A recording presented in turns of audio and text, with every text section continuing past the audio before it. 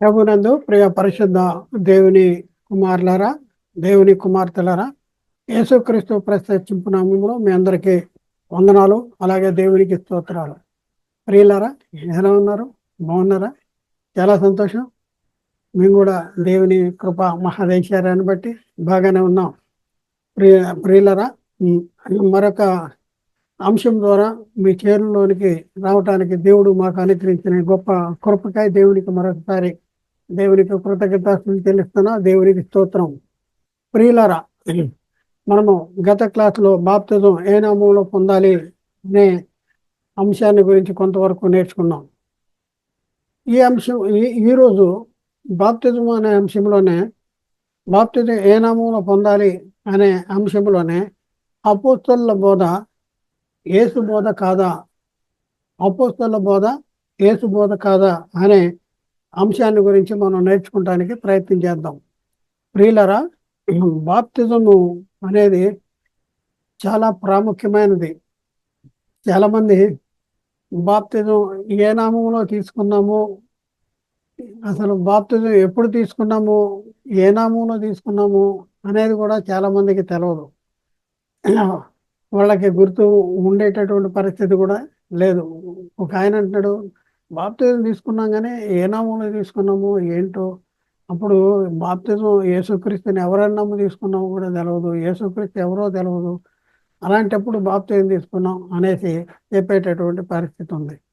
కాబట్టి బాప్తిజం తీసుకుంటాం అనేది చాలా ప్రాముఖ్యమైనది. బాప్తిజం గురించి మనం ఆలోచిస్తే, బాప్తిజంలో ఏం జరుగుతుంది అంటే, బాప్తిజంలో పాప విషయంలో చనిపోతున్నాము. అలాగే బాప్తిజంలో ఏం జరుగుతుంది, బాప్తిజంలో పాప విషయంలో మృతులుగాను, దేవుని విషయమే క్రీస్తు యేసునందు సజీవులమై ఉంటున్నట్లు పరిస్థితి అనమాట. మూడో పాయింట్ ఏంటంటే, బాప్తిజంలో క్రీస్తు మరణములో పాల్పొనడానికి పాతి పెట్టబడుతున్నాము. అలాగే నాలుగో పాయింట్ ఏంటంటే, బాప్తిజములో క్రీస్తు పునరుద్ధానం యొక్క సాదృశ్యముందు ఆయనతో కూడా ఐక్యము గలవారమై ఉంటున్నాము.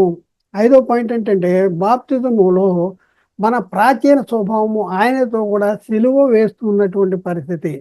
ఆరో పాయింట్ ఏంటంటే, బాప్తిజమునందు మనము క్రీస్తుతో కూడా పాతి పెట్టబడిన వారమే, క్రీస్తును మృతులలో నుండి లేపిన దేవుని ప్రభావమునందు విశ్వాసముంచడం ద్వారా క్రీస్తుతో కూడా లేచాము.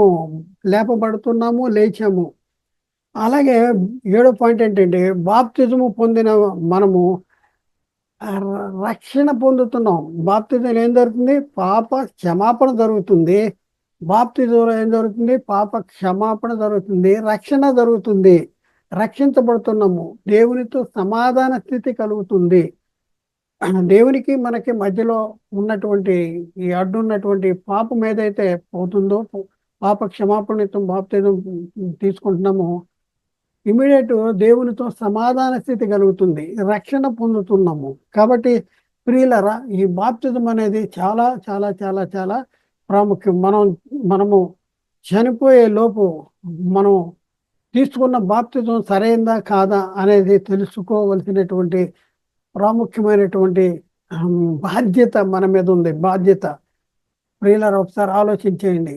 మనము ఎవరైనా డబ్బులు ఇస్తే 10 సార్లు లెక్క పెట్టుకుంటాం, అది శరీర సంబంధంగా. కానీ ప్రియులారా, ఒకసారి ఆలోచించేయండి. మరి పరలోకం వెళ్ళాలంటే ముఖ్యంగా తీసుకున్న బాప్తిజం సరైనదిగా ఉండాలి. నిర్లక్ష్యం వద్దు. ఆలోచించండి, అర్థం చేసుకోండి, బైబిల్లో రాయబడిన సత్యాన్ని గ్రహించటానికి ప్రయత్నం చేయండి. ప్రియులారా, ఒకసారి ఆలోచించండి. యేసుక్రీస్తు శిష్యులతో ఏ నామంలో బాప్తిజం ఇవ్వమని చెప్పాడు?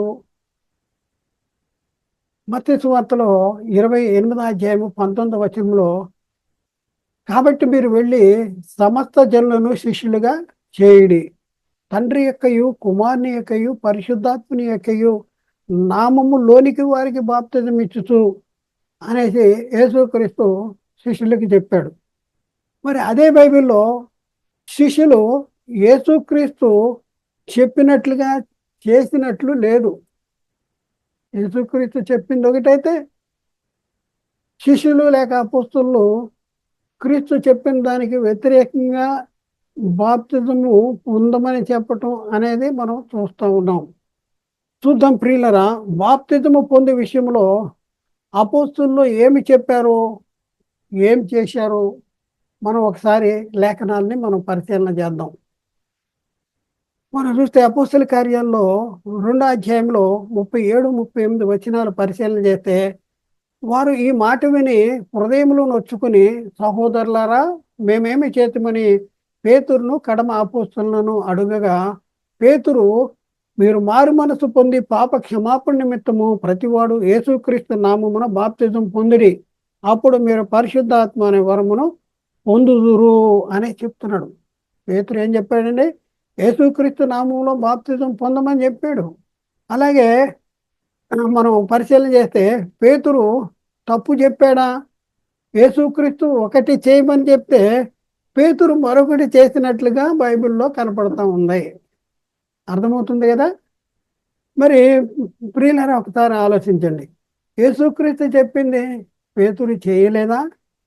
ఇది మనం పరిశీలన చేసుకోవాల్సినటువంటి అవసరం ఉంది.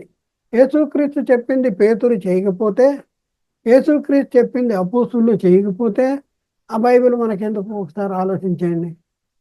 క్రీస్తు యేసే ముఖ్యమైన మూలరాయి, అపోస్తులు ప్రవక్తలు వేసిన పునాది మీద మనం కట్టబడాలి.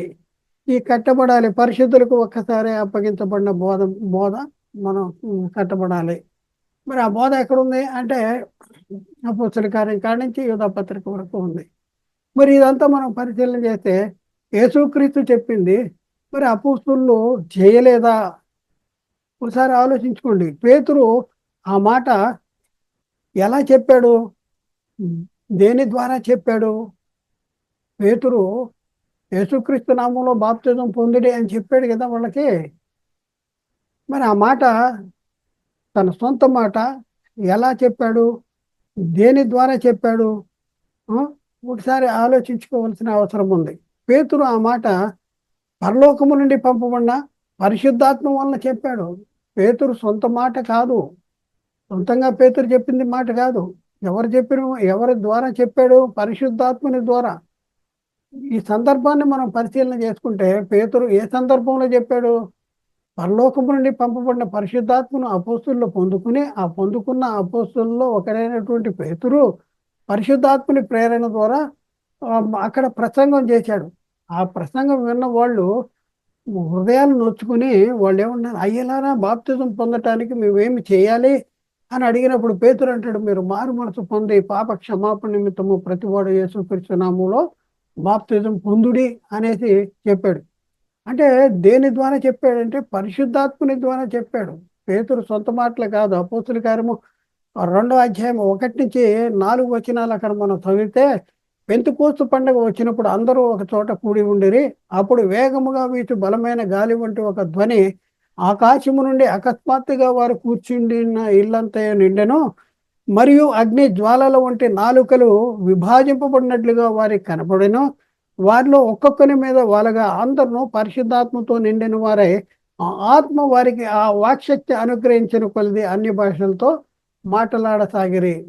ఇక్కడ పెంతెకోస్తు పండుగ వచ్చినప్పుడు అందరూ ఒక చోట కూడిరి అనేది, అందరూ అంటే అపోస్తలులు మాత్రమే కూడారు.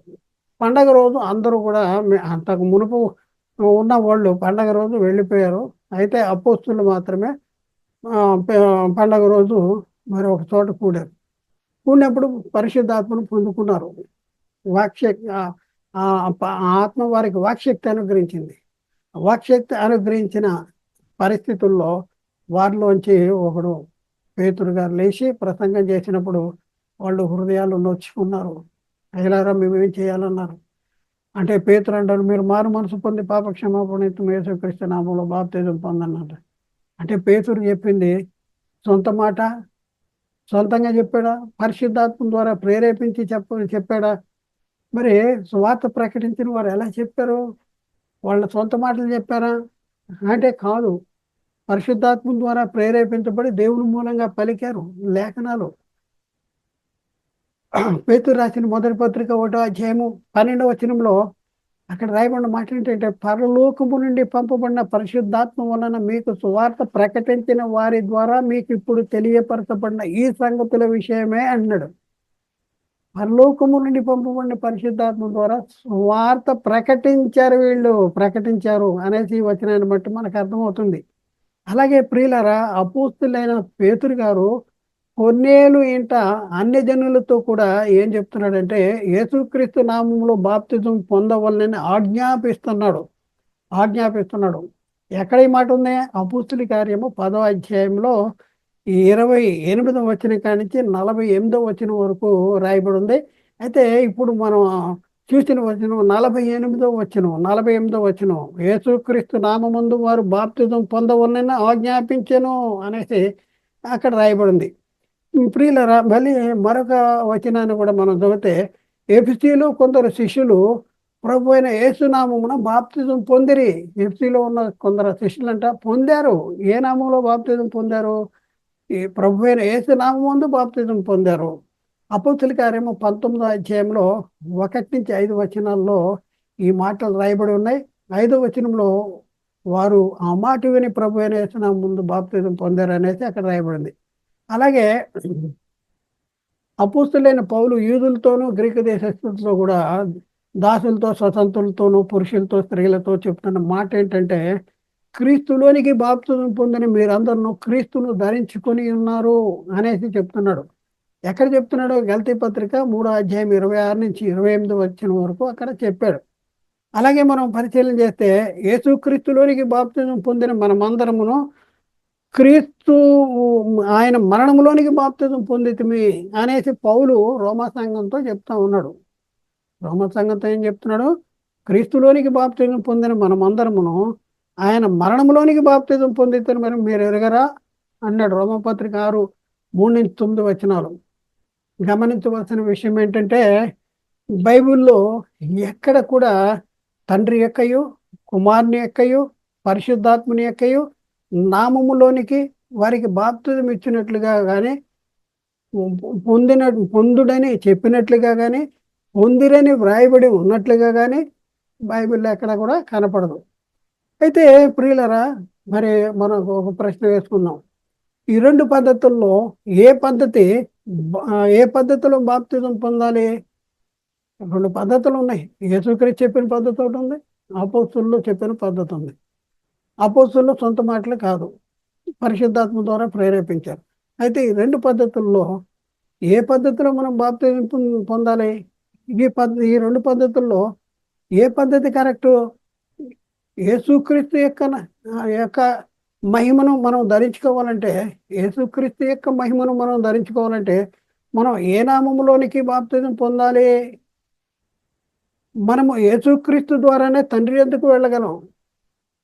యోహాను సువార్త 14వ అధ్యాయం 6వ వచనంలో, నేనే మార్గాన్ని, నేనే సత్యాన్ని, నేనే జీవాన్ని, నా ద్వారా తప్ప ఎవడు తండ్రి యొద్దకు రాలేడంట. అంటే క్రీస్తు దగ్గరికి రావాలి, క్రీస్తు మహిమను పొందుకోవాలి. క్రీస్తు మహిమను పొందుకుంటేనే తండ్రి దగ్గరికి మనం వెళ్ళగలము, లేక తండ్రి మహిమను కూడా ధరించుకోగలము. ఇంకా మనం పరిశీలన చేస్తే, క్రీస్తును ధరించుకోవాలంటే తప్పక మనం యేసుక్రీస్తు దగ్గరికి మనం క్రీస్తును కొంటేనే తప్ప మనం తండ్రి యొద్దకు వెళ్ళలేము. క్రీస్తును ధరించుకోవాలి అంటే క్రీస్తు మహిమను ధరించుకోవాలి. అందుకనే పౌలు గారు గలతీ పత్రికలో 3వ అధ్యాయం 27వ వచనంలో, క్రీస్తు యేసులోనికి బాప్తిజం పొందిన మనమందరమును క్రీస్తును ధరించుకున్నామంటాడు. క్రీస్తును ధరించుకుంటేనే తండ్రి దగ్గరికి వెళ్ళాం. క్రీస్తు మహిమను కలిగి ఉంటేనే తండ్రి మహిమ కలిగి ఉన్నట్టు, క్రీస్తుని ధరించుకుంటేనే తండ్రి దగ్గరికి వెళ్ళగలము. ఎందుకు అంటే యేసుక్రీస్తు మధ్యవర్తిగా ఉన్నాడు. దేవునికి నరునికి మధ్యవర్తి ఎవరు అంటే ఆయన యేసుక్రీస్తు నరుడు అంటాడు. కాబట్టి యేసుక్రీస్తు ఎవరంటే మనకి మధ్యవర్తి. కాబట్టి మధ్యవర్తి ద్వారా తండ్రి దగ్గరికి, నా ద్వారానే తప్ప తండ్రి దగ్గరికి ఎవరో ఎక్కిపోలేదు అంటాడు. మనము క్రీస్తు బోధ యందే నిలిచి ఉండాలి. తర్వాత ప్రియులరా, మరి యేసుక్రీస్తు ఎవరి నామములో వచ్చాడు? ఎవరి నామమును ధరించుకొని వచ్చాడు? ఇది మనం ఆలోచించుకోవాలి. యేసుక్రీస్తు నామములో మనం బాప్తిజం తీసుకుంటూ ఉంటే అర్థమేంటి? యేసుక్రీస్తు నామంలో బాప్తిజం తీసుకుంటే క్రీస్తు మహిమను ధరించుకున్నట్లు. క్రీస్తు మహిమను ధరించుకుంటూ అంటే ఎవరి మహిమను ధరించుకున్నట్లు అంటే క్రీస్తు ఎవరి మహిమలో వచ్చాడు? క్రీస్తుని ధరించుకుంటూ ఉంటే ఎవరి మహిమను ధరించుకున్నట్టు అంటే క్రీస్తు తండ్రి మహిమలో వచ్చాడు. కాబట్టి క్రీస్తు మహిమను ధరించుకుంటే తండ్రి మహిమను ధరించుకున్నట్లు అవుతుంది. ఇక్కడ మనం చూద్దాం, యేసుక్రీస్తు ఎవరి నామంలో వచ్చాడు?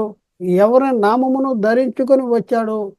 ఎవరి మహిమను ధరించుకొని వచ్చాడు అంటే యేసుక్రీస్తు తండ్రి నామములో వచ్చాడు. యేసుక్రీస్తు తండ్రి మహిమను ధరించుకుని వచ్చాడు. ఎక్కడుంది వచనం? యోహాను సువార్త 5వ అధ్యాయము 43వ వచనంలో నేను నా తండ్రి నామమును వచ్చి ఉన్నాను అని యేసుక్రీస్తు చెప్తున్నాడు. తండ్రి నామమును వచ్చి ఉన్నాను అంటాడు. ప్రశ్న మనం వేసుకుందాం, మనము క్రీస్తు మహిమను ధరించుకుంటే ఎవరి మహిమను ధరించుకున్న వారు అవుతాం? యేసుక్రీస్తు తండ్రి మహిమను ధరించుకొచ్చాడు. మనం క్రీస్తు మహిమను ధరించుకుంటే ఎవరి మహిమను ధరించుకున్నట్లు అవుతాం? అంటే తండ్రి మహిమను ధరించుకున్న వారము అవుతాము. అందుకనే యేసుక్రీస్తును బాప్తిజంలో యేసుక్రీస్తును ధరించుకుంటున్నాం. అంటే క్రీస్తు మహిమను ధరించుకుంటున్నాం. క్రీస్తు తండ్రి నామంలో వచ్చాడు. మనము క్రీస్తు మహిమను ధరించుకుంటే తండ్రి మహిమను ధరించుకున్నట్లు అవుతాము. అలాగే పరిశుద్ధాత్ముడు గురించి కూడా మనం ఆలోచిస్తే పరిశుద్ధాత్ముడు ఎవరి నామమున మరి వచ్చాడు? ఎవరి మహిమలో వచ్చాడు? అంటే పరిశుద్ధాత్ముడు యేసుక్రీస్తు నామములో వచ్చాడు, యేసుక్రీస్తు మహిమలో వచ్చాడు. చూద్దాం వచనం. యోహాను సువార్త 14వ అధ్యాయంలో 26వ వచనంలో యేసుక్రీస్తు వారు చెప్తా ఉన్నాడు. ఏం చెప్తున్నాడు? ఆదరణకర్త అనగా తండ్రి నా నామమున పంపబోవు పరిశుద్ధాత్మ సమస్తమును మీకు బోధించి నేను మీతో చెప్పిన సంగతులన్నీ మీకు జ్ఞాపకం చేయను అంటాడు. ఇక్కడ మనకు కావాల్సిన మాట ఏంటంటే ఆదరణకర్త అనగా తండ్రి నా నామములో పంపబోవు పరిశుద్ధాత్మ. అంటే పరిశుద్ధాత్ముడు తండ్రి ఎవరి నామంలో పంపుతానంటున్నాడు? యేసుక్రీస్తు నామంలో పంపుతానంటాడు. యేసుక్రీస్తు ఏమో తండ్రి నామం కలిగి ఉన్నాడు, పరిశుద్ధాత్ముడేమో క్రీస్తు నామంలో పంపబడతాడు అని చెప్తా ఉన్నాడు. ఇప్పుడు మనం చూద్దాం, క్రీస్తు నామంలో వచ్చిన పరిశుద్ధాత్ముని మహిమను ధరించుకోవాలంటే మనం ఎవరి మహిమను ధరించుకోవాలి? ప్రశ్న చాలా జాగ్రత్తగా ఆలోచించాలి. క్రీస్తు నామములో వచ్చాడు పరిశుద్ధాత్ముడు. అయితే పరిశుద్ధాత్మ నామాన్ని మనం ధరించుకోవాలంటే ఎవరి మహిమను ధరించుకుంటే సరిపోద్ది అంటే క్రీస్తు మహిమను ధరించుకుంటే సరిపోద్ది. క్రీస్తు మహిమను ధరించుకోవాలి అంటే తండ్రి మహిమను క్రీస్తు ధరించుకుంటే క్రీస్తు మహిమను పరిశుద్ధాత్మను ధరించుకున్నాడు. కాబట్టి బాప్తిజం ఏ నామంలో పొందాలి? ఈ సంగతి అపోస్తలులు గుర్తించారు. అపోస్తలులకి అర్థం చేసుకున్నారు. తండ్రి యొక్కయు కుమారుని యొక్కయు పరిశుద్ధాత్మని యొక్కయు నామములోనికి బాప్తిజం ఇచ్చుచు అని యేసు చెప్పాడు. ఆ నామము ఎవరిలో ఉంది?